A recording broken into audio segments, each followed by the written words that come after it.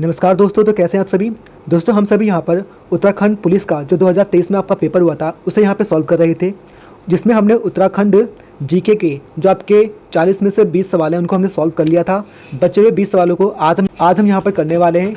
इससे पहले हम इसका हिंदी का और रीजनिंग का पार्ट कंप्लीट कर चुके हैं जो कि हमारे चैनल पे पड़ा है, और साथ ही साथ हमने पेपर को देखते हुए जो आपका अलकनंदा नदी तंत्र है उसकी भी कंप्लीट वीडियो यहाँ पे बनाई थी जो कि हमारे चैनल पे पड़ी है, आप उसे भी देख सकते हैं। वहाँ से भी आपके काफ़ी सवाल यहाँ पे बने थे। ठीक है दोस्तों, तो चलिए स्टार्ट करते हैं आपका 2023 में जो आपका उत्तराखंड पुलिस कांस्टेबल का पेपर हुआ था उसका सॉल्यूशन। बचे हुए उत्तराखंड जीके के 20 क्वेश्चन को यहाँ पे कंप्लीट करते हैं। सवाल नंबर 81 से दोस्तों हमने यहाँ पे स्टार्ट करना था, जो कि आपका था भारत के खाद्य सुरक्षा सूचकांक 2021-22 में उत्तराखंड किस स्थान पर रहा। देखिए दोस्तों, 2021-22 का आपसे यहाँ पे पूछा गया था। आपका पेपर 2023 में हुआ था, ठीक है, 2023 में आपका पेपर हुआ था, और 21-22 का यानी कि एक साल पहले का आपसे करंट अफेयर्स यहाँ पे पूछा गया था। तो आपने भी 2025 में आपका पेपर होना है जून के समय में, तो आपने 2024 का करंट अफेयर्स यहाँ पे अच्छे से पढ़ लेना है। सूचकांक वगैरह जो भी हैं आप अच्छे से पढ़िएगा उन्हें। साथ ही साथ जनवरी से जून तक का करंट अफेयर्स आपने उसको भी ध्यान से पढ़ना है। ठीक है दोस्तों, यहाँ पे 2021-22 का पूछा गया था कि भारत के खाद्य सुरक्षा सूचकांक 2021-22 में उत्तराखंड किस स्थान पे था। दोस्तों उस समय था 7वें स्थान पे।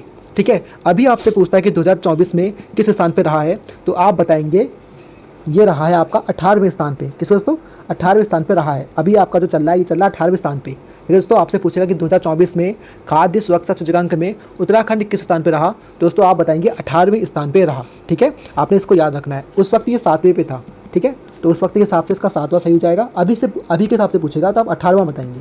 ठीक है, होप आप समझ गए होंगे। चलिए आगे बढ़ते हैं। सवाल नंबर 82, उत्तराखंड में आईटी पार्क कहाँ स्थित है।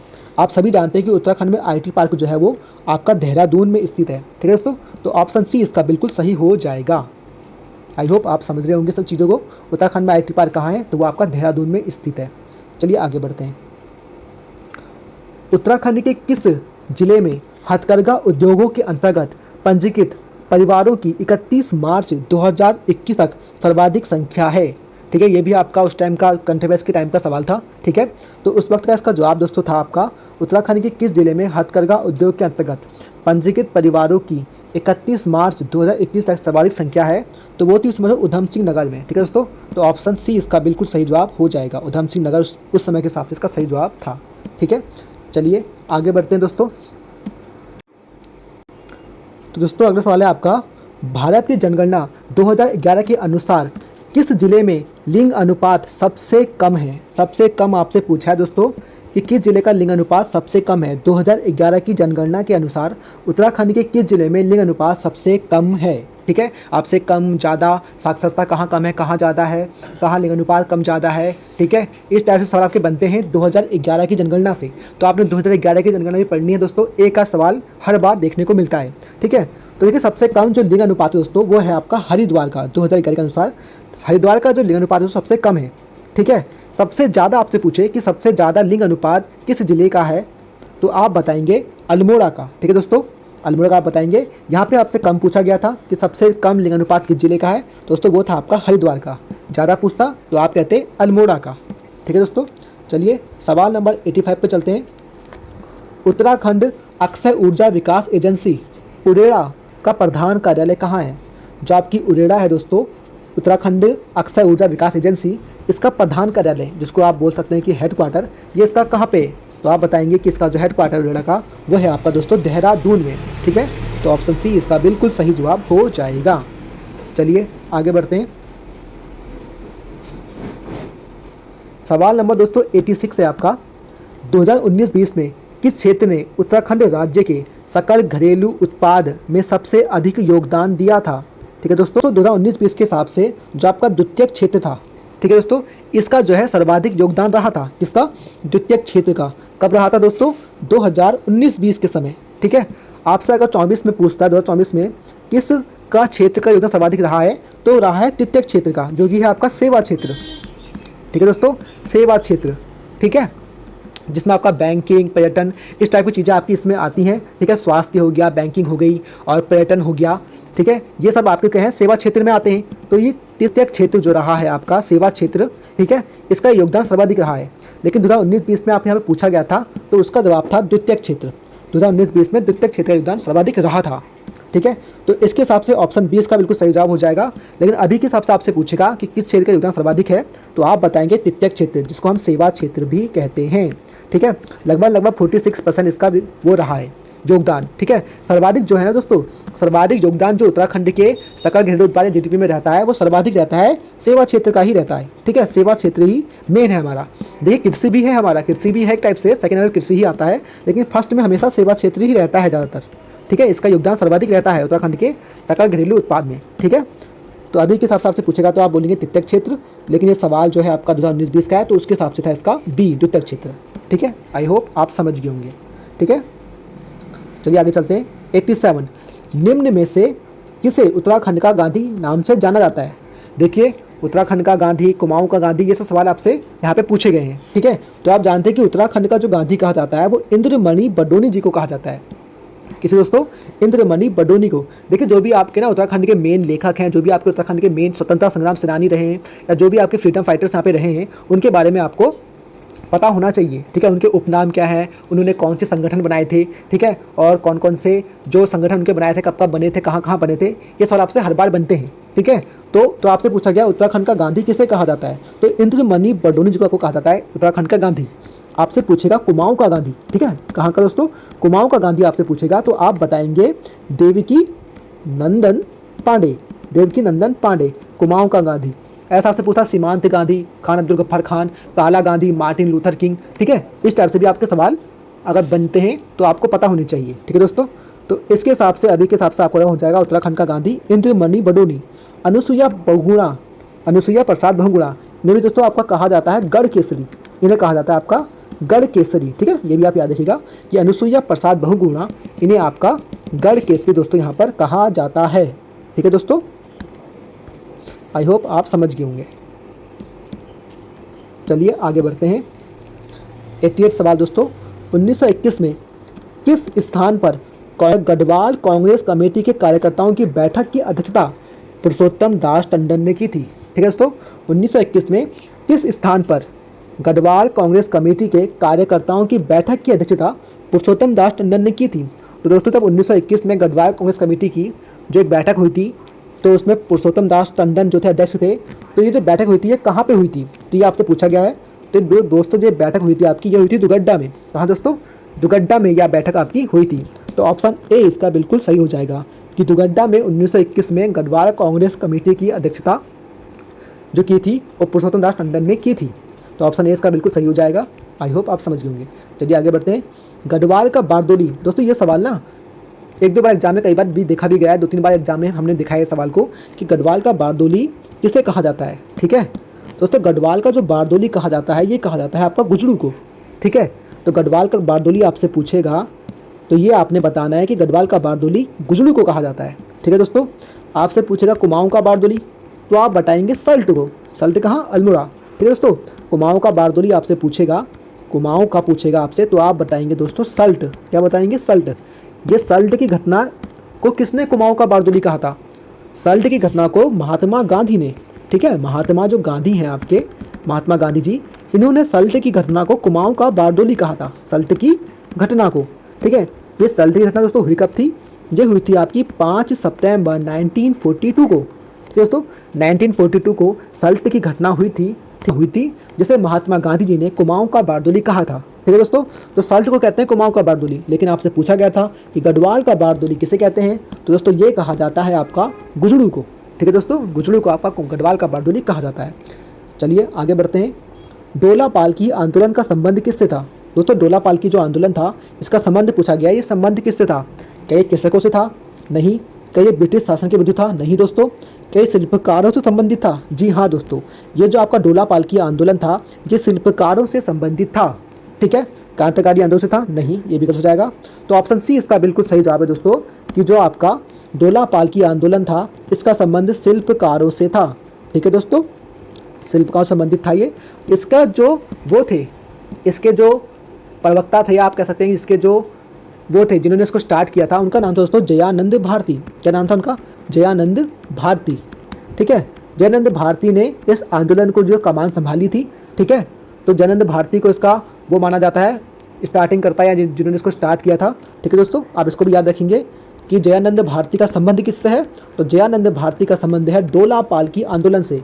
और डोला पालकी आंदोलन का संबंध किससे है, इसका संबंध है शिल्पकारों से। ठीक है, शिल्पकारों के लिए था। वैसे इसमें हुआ क्या था कि जो अपर कास्ट के जो दूल्हे होते थे उनके बराबर के अधिकार, जितने अधिकार उनको मिलते थे घोड़े में बैठने के, बारात निकालने के, इस टाइप से बराबर के अधिकार देने के लिए जो है इस आंदोलन को चलाया गया था जयानंद भारती के द्वारा। ठीक है, तो ये शिल्पकार से संबंधित था ताकि उनको भी स्वर्ण जो दूल्हे होते हैं उनके बराबर वो भी मतलब सेम उस प्रकार से दलित लोग भी अपनी बारात निकाल सकें। ठीक है दोस्तों, आई होप आप हल्का सा समझ गए कि इसका कॉन्टेक्स्ट क्या था। ठीक है, दलितों से संबंधित था, शिल्पकारों से संबंधित था। ठीक है, उन्हें स्वर्ण दूल्हों के समान अधिकार देने के लिए। I hope. ठीक है, सवाल नंबर 91 देखिए, आपसे कुमाऊं कमिश्नर जो भी आपके हुए हैं, ठीक है, उन सभी से आपके सवाल बनते ही बनते हैं। तो आपने कुमाऊं कमिश्नर जो ब्रिटिश टाइम के जो आपके कुमाऊं कमिश्नर बने थे उन सभी को आप याद रखेंगे, उनके बारे में किसके कितने महत्वपूर्ण काम हैं, कौन से नंबर का कुमाऊं कमिश्नर था और किसने कौन कौन से कार्य किए, वो सब आप याद रखेंगे। ठीक है, ट्रेल इसमें बहुत इंपॉर्टेंट हो जाता है। ट्रेल हो गया, हेनरी रैमजे हो गए, लुसिंगटन हो गए। ठीक है, ये कुछ ऐसे हैं जिनसे सवाल आपके बनने के चांसेस पूरे पूरे रहते हैं। ठीक है, तो सेम सवाल यहाँ पे बना है आपसे कि 1857 के विद्रोह के प्रस्फुटन के समय कुमाऊं कमिश्नर कौन था। तब 1857 में जो विद्रोह हुआ था आपका, तो उसके समय कुमाऊं में कमिश्नर कौन था, तो दोस्तों उस समय कुमाऊं में कमिश्नर थे हेनरी रैमजे। ठीक है दोस्तों, बहुत ही इंपॉर्टेंट हो जाते हैं ये कुमाऊं के हिसाब से। ठीक है, ब्रिटिश गढ़वाल में जो ब्रिटिश कुमाऊं में जो भी कमिश्नर हुए हैं उनमें जो है हेनरी रैमजे जो है काफ़ी इंपॉर्टेंट है, अपने आप में ये बहुत महत्व रखते हैं। ठीक है, तो आपने इनके बारे में ध्यान से पढ़ना है, जितने भी कमिश्नर सबके बारे में ध्यान से पढ़ना है, उनके कार्यों को समझना है, किसने कौन कौन से कार्य किए थे और किस तारीख में कब सन में किए थे। ठीक है, कौन से आपसे सन भी पूछता है तो आपने उनको भी ध्यान रखना है। दोस्तों इसका हो जाएगा कि 1857 के समय कुमाऊं कमिश्नर कौन थे, दोस्तों वो थे आपके सर हेनरी रैमजे। ठीक है दोस्तों, चलिए आगे चलते हैं। मथुरा प्रसाद नैथानी एवं कुछ अन्य गढ़वालियों ने निम्नलिखित में से किस स्थान पर 1907 में गढ़वाल भातृ मंडल की स्थापना की थी। ठीक है दोस्तों, आपसे पूछा गया है कि मथुरा प्रसाद नैथानी एवं कुछ अन्य गढ़वालियों ने किस स्थान पर 1907 में गढ़वाल भातृ मंडल की स्थापना की थी। तो आपसे यहाँ पे एक जवाब तो आपको ऐसे ही मिल गया कि गढ़वाल भातृ मंडल की स्थापना कब हुई थी, 1907 में हुई थी। ठीक है, देखिए सवाल भातृ मंडल की स्थापना 1907 में हुई थी। ठीक है, मथुरा प्रसाद नैथानी और कुछ गढ़वालियों ने मिलकर करी थी, तो मेन होंगे इसमें मथुरा प्रसाद नैथानी जी। ठीक है, और 1907 में हुई थी गढ़वाल भातृ मंडल की स्थापना। आपसे पूछा गया है कि किस स्थान पर की थी। ठीक है, किस स्थान पर की थी, तो आप बताएंगे कि ये जो की गई थी दोस्तों ये लखनऊ में की गई थी। ठीक है दोस्तों, लखनऊ, ऑप्शन डी इसका बिल्कुल सही हो जाएगा कि लखनऊ में इसकी स्थापना की गई थी गढ़वाल भातृ मंडल की, वो भी 1907 में। आई होप आप समझ गए होंगे। चलिए आगे बढ़ते हैं। अल्मोड़ा में सबसे पहले प्रेस खोलने और समाचार पत्र प्रकाशित करने का श्रेय किसे दिया जाता है। अल्मोड़ा में सबसे पहले प्रेस खोलने और समाचार पत्र प्रकाशित करने का श्रेय किसे दिया जाता है। आप सभी जानते हैं दोस्तों 1870 में डिबेटिंग क्लब की स्थापना हुई थी और 1871 में आपका एक अखबार निकाला गया था जिसे हम कहते हैं अल्मोड़ा अखबार। ठीक है दोस्तों, तो यहीं से इसकी शुरुआत मानी जाती है और इसको प्रकाशित करने का जो श्रेय जाता है दोस्तों वो जाता है बुद्धि बल्लभ पंत जी को। ठीक है, तो ऑप्शन सी इसका बिल्कुल सही हो जाएगा, बुद्धि बल्लभ पंत जी।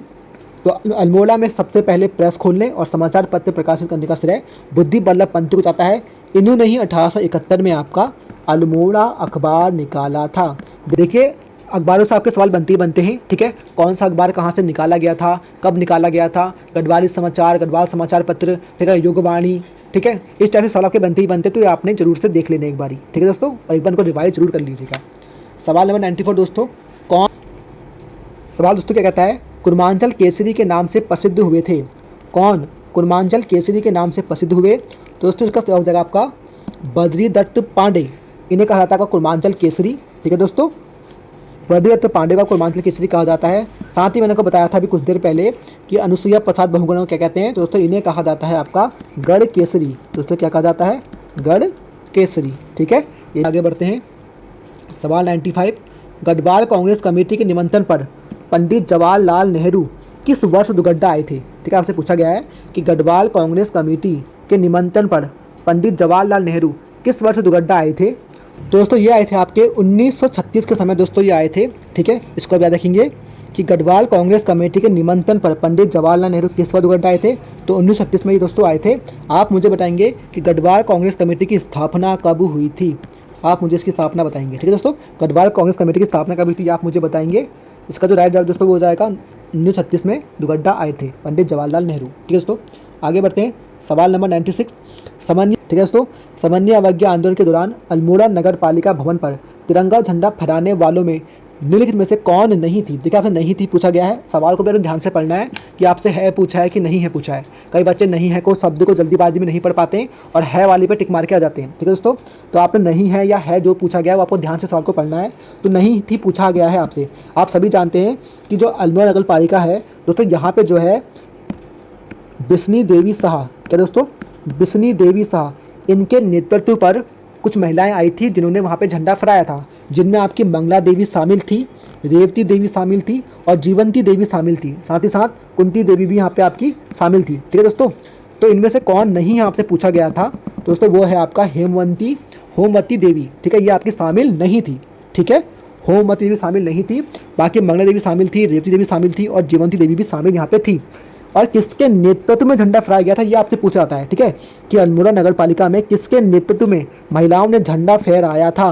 तो दोस्तों वो फहराया था आपका बिस्नी देवी शाह के नेतृत्व में। ये आपने याद रखना है कि बिस्नी देवी शाह के नेतृत्व में झंडा फहराया गया था। आई होप आप समझ गए होंगे। तो इसका हो जाएगा ऑप्शन बी कि हेमवती देवी शामिल नहीं थी। चलिए आगे बढ़ते हैं। जो आपकी गंगा नदी का निर्माण जो होता है वो किन दो नदियों के संगम से होता है।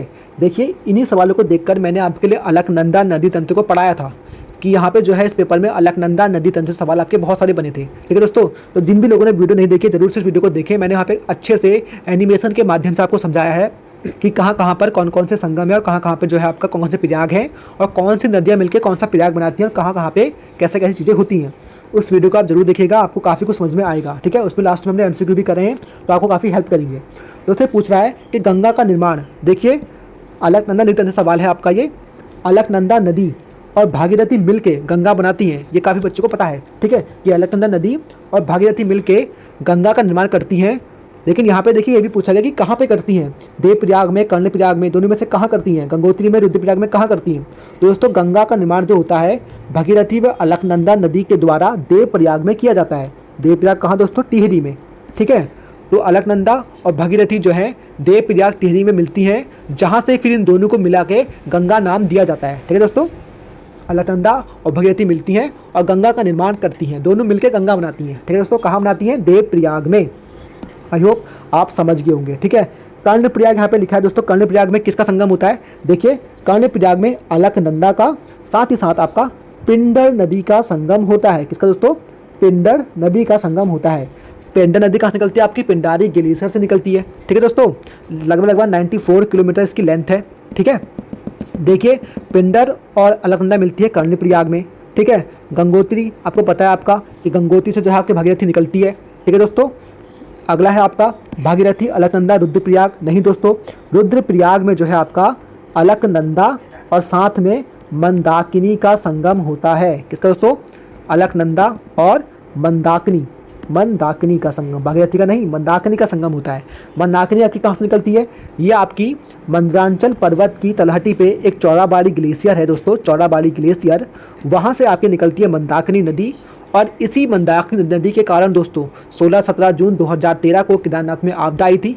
ठीक है, ये सब चीज़ें मैंने उस वीडियो में बताई हैं अलकनंदा नदी तंत्र में, आप उस वीडियो को जरूर देखिएगा। ठीक है, आपको काफ़ी चीज़ें समझ में आएंगी। चलिए दोस्तों आगे बढ़ते हैं। तो इसका हो जाएगा दोस्तों सही जवाब ऑप्शन नंबर ए, भागीरथी एवं अलकनंदा नदी देवप्रयाग में मिलकर गंगा का निर्माण करती हैं। ठीक है दोस्तों, सवाल नंबर 90 दोस्तों यह है, श्री बद्रीनाथ निम्न में से किस नदी के किनारे स्थित है। जो आपका बद्रीनाथ है दोस्तों वो किस नदी किनारे स्थित है, तो दोस्तों वो है आपका अलकनंदा नदी किनारे स्थित है। ठीक है दोस्तों, देखिए आपकी जो अलकनंदा है वो निकलती है आपकी संतोपद ग्लेशियर से। कहाँ से, संतोपद ग्लेशियर आपकी निकलती है। रास्ते में उसमें लक्ष्मण गंगा या पुष्पवती नदी मिलती है। ठीक है, दिन आपके सरस्वती नदी मिलती है केशवप्रयाग में। दिन आपकी एक ऋषि गंगा है दोस्तों, ऋषि गंगा आके मिलती है आपकी अलकनंदा में बद्रीनाथ के पास। ठीक है दोस्तों, बद्रीनाथ में आपकी आके ऋषि गंगा मिलती है। तो ऋषि गंगा और अलकनंदा नदी का जो संगम होता है दोस्तों बद्रीनाथ में होता है। तो आपसे यहाँ पे ऋषि गंगा दिया नहीं था, सिर्फ पूछा था किस नदी किनारे है, तो मेन नदी है आपकी अलकनंदा, तो इसके किनारे बसा हुआ है। ठीक है, और जो आपका केदारनाथ है वो दोस्तों आपको पता है कि मंदाकिनी किनारे बसा है। ठीक है, जो केदारनाथ है आपका, ठीक है, रुद्रप्रयाग में, वो आपका मंदाकिनी किनारे बसा है। आई होप आप इतना समझ गए होंगे। ठीक है दोस्तों, चलिए आगे बढ़ते हैं। अलकनंदा नदी तंत्र एक बार आप पढ़ लेना, मैंने वीडियो डाली है, वहाँ पे समझाया है, आपको काफ़ी कुछ समझ में आएगा। ठीक है, नहीं आएगा तो कमेंट में आप बता देना, मैं कोशिश करूँगा कि नेक्स्ट टाइम आपको अच्छे से समझा दूँ। ठीक है, चलिए दोस्तों आगे बढ़ते हैं। बागेश्वर इसके तट पर स्थित है। जो आपका बागेश्वर है दोस्तों वह किस नदी के तट पर स्थित है। ठीक है, ये आपसे पूछा गया है। सॉरी, बागेश्वर आपका किसके तट पर स्थित है। आप सभी जानते हैं कि जो आपका बागेश्वर है दोस्तों, ये आपका सरयू और गोमती के संगम पर स्थित है। ठीक है, सरयू और गोमती के संगम पर आपका बागेश्वर स्थित है। जो आपकी सरयू है दोस्तों, ये जो है ये काली की सहायक नदी है। ठीक है, मोस्ट इंपॉर्टेंट, काली की मतलब कहते हैं कि सबसे ज़्यादा यही है जो काली को जल देती है। ठीक है, तो काली की जो सहायक नदी है दोस्तों वह है सरयू। ठीक है, आप इसको याद रखिए, काली जिसको हम शारदा भी कहते हैं दोस्तों। ठीक है, काली या जिसको हम शारदा भी कहते हैं। ठीक है, ये इसकी सहायक नदी है। दोस्तों लास्ट सवाल है आपका, निम्नलिखित में से किसने गढ़वाल की दिव्यांगत विभूतियाँ नामक पुस्तक की रचना की है। ठीक है दोस्तों, तो जो गढ़वाल की दिव्यांगत विभूतियाँ हैं, ये पुस्तक किसकी है।